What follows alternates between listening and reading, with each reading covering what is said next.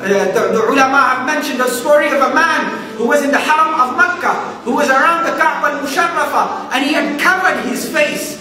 He had covered his face. No one could see his face, and he was screaming and crying out, and he was holding on to the cloth of the Kaaba and saying, Ya Rab, if you expose my sins on the day of judgment, then allow me to stand blind so that I am not ashamed of my sins on the day of judgment. So that people, I can't see the people who saw me do those sins in this world, Ya Rab. He said, and people grabbed hold of him and said, oh person, Allah will forgive you, don't make such like dua. And he said, no. He said, Ya Rab, if you are to expose me on the day of standing, then make me stand up blind so that I don't see the people around me. When they stopped him, when they held him and said, person, we will pray for you. You are at the Kaaba al-Musharrafa. Ask Allah and He will forgive you. And at the end, when he opened up the cover of his face and they saw that was Shaykh Abdul Qadir al-Jilani radiallahu anhu, one of the greatest awliya of this ummah. One of the greatest awliya of this ummah, begging Allah subhanahu wa ta'ala like this, oh Allah, if you were to expose my sins on the day of judgment,